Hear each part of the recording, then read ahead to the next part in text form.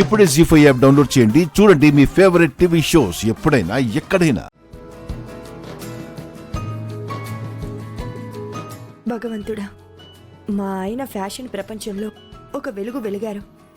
కానీ గత 2 సంవత్సరాలుగా ఆయన తరపు నుంచి ఒక్క కాంపిటీషన్లో కూడా మోడల్ ఎవరు సెలెక్ట్ అవ్వలేదు.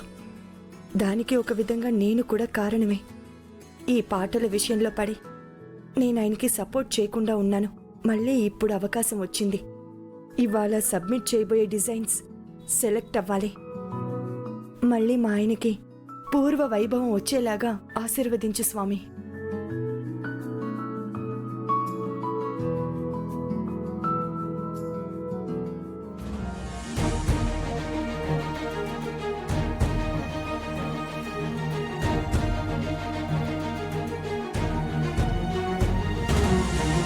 అమ్మా పల్లవి, ఏ మాటకు ఆ మాట చెప్పుకోవాలి. నువ్వు కాఫీ చాలా అద్భుతంగా పెడుతున్నావమ్మా.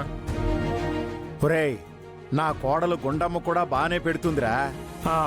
ఇదిగో గుండమ్మా, ఇక నుంచి నువ్వు కాఫీ పెట్టకపోయినా ఏం పర్వాలేదు, పల్లవి పెడుతుంది.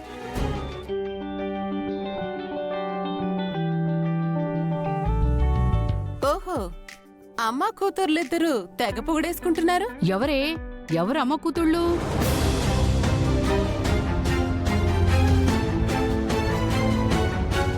అత్తయ్య, అది కాదు. మిమ్మల్ని అడుగుతున్నాను, ఎవరు అమ్మ కూతుళ్ళు?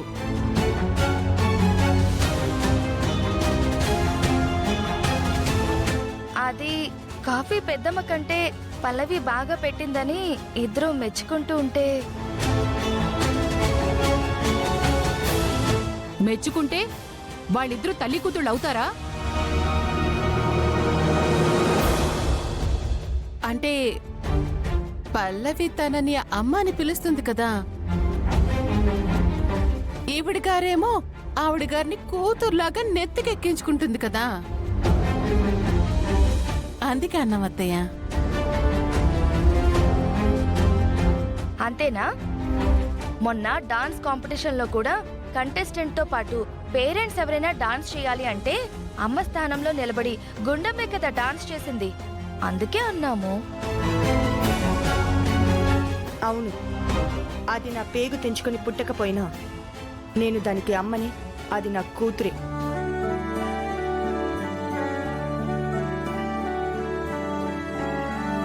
మీ ఇద్దరికి వచ్చే నష్టం ఏంటి? అబ్బే, మాకేం నష్టం? గుండమ్మా, ఇవన్నీ ఎందుకు కానీ, టైం అవుతుంది, మనం వెళ్ళాలి కదా. ఎక్కడికిరా? ఫ్యాషన్ షో కాంపిటీషన్స్ ఉన్నాయి నాన్న. దానికి సంబంధించి గుండమ్మ రాత్రంతా కూర్చొని డిజైన్స్ గీసింది. అవి తీసుకెళ్లి సబ్మిట్ చేయాలి. గుండమ్మ, నువ్వు వెళ్ళి తీసుకొనిరా. అలాగే, తీసుకొస్తాను.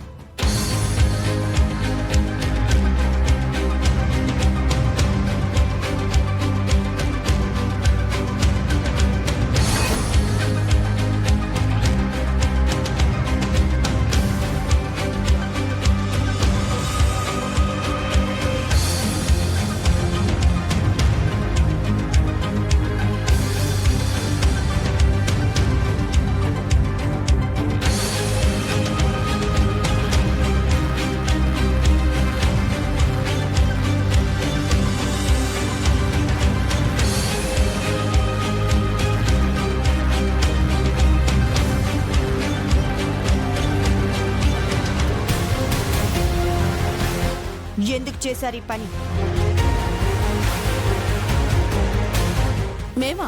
మేమేం చేసాం? అసలు ఏం మాట్లాడుతున్నావు? పిచ్చి పిచ్చి వేషాలు వెయ్యొద్దు వైష్ణవి. ఆయన తెచ్చిన స్కెచ్ పెన్నుల ప్లేస్ లో మ్యాజిక్ పెన్స్ పెట్టింది మీరే కదా? మ్యాజిక్ పెన్స్ మేం పెట్టడం ఏంటి? అసలు మ్యాజిక్ పెన్స్ ఎలా ఉంటాయో మాకు తెలీదు గుండమ్మా. నోరు ముయ్యవే, మరీ అంత అమాయకురాల్లాగా నటించకు. ఆయన స్కెచ్ పెన్సిల్స్ తెచ్చినప్పుడు ఒక ప్లేస్లో పెట్టాడు. నేను తిరిగి చూసేసరికి అవి ఇంకో ప్లేస్లో ఉన్నాయి. అప్పుడే నాకు అనుమానం వచ్చింది, కానీ పెద్దగా పట్టించుకోలేదు. ఇందాక మాట్లాడుతున్నప్పుడు పల్లవి కూడా చెప్పింది నేను స్కెచ్లు వేస్తున్నప్పుడు మీరు చాటుగా నిలబడ్డారు అని. అప్పుడే నాకు కన్ఫర్మ్ అయిందే ఈ పని మీరే చేసుంటారని. అంటే ఆ పల్లవి ఏం చెప్తే అది నమ్మేస్తావా? రెడ్ హ్యాండెడ్గా దొరికిపోయాక కూడా ఇలా వాదించడానికి నీకు సిగ్గనిపించట్లేదా? ఇదంటే చిన్నపిల్ల, దీనికి బుద్ధి లేదు. గాడిదలా ఉన్నావు, నీ బుద్ధి వేయింది. మా మమ్మీని గాడిదంటవా?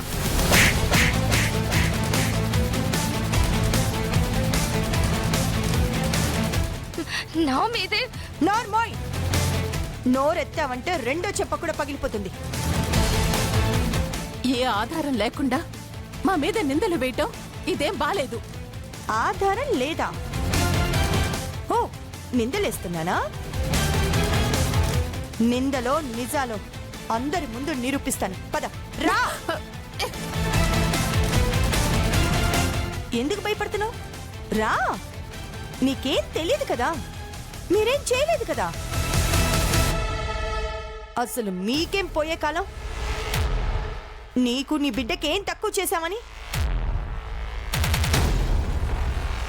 మిమ్మల్ని నేనేమి ఇబ్బంది పెట్టానని నా మీద ఎంత కక్ష పెట్టుకున్నారు? సరే, నా మీద కక్ష అంటే దానికి ఏం కారణాలున్నాయో నాకు తెలీదు. అదేదో నా మీద చూపించండి.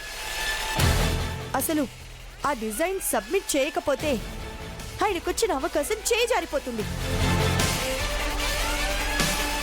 దానివల్ల లాస్ అయ్యేది నా భర్త,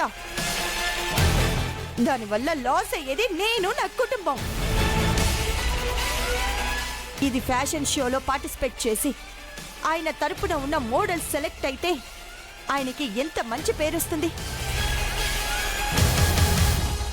అది మనకి గౌరవం కాదా? మన కుటుంబానికి గౌరవం కాదా? చిన్న చిన్న మనస్పర్ధల కోసం కక్షలు పెట్టుకొని కుటుంబ గౌరవాన్ని నాశనం చేస్తారా?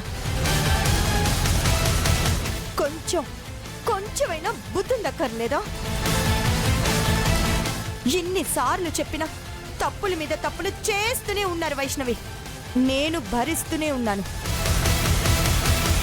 అంటే పడుతుంది, చేస్తుంటే భరిస్తుంది కదా అని నువ్విలాగే చేసుకుంటూ పోతే ఎప్పుడో ఒకప్పుడు నాకు తిక్క రేగుతుంది. ఆ తర్వాత ఏమవుతుందో తెలుసుగా? ఆ మరుక్షణమే రోడ్డు మీద ఉంటారు. ఆ పరిస్థితి తెచ్చుకోవద్దు, జాగ్రత్త.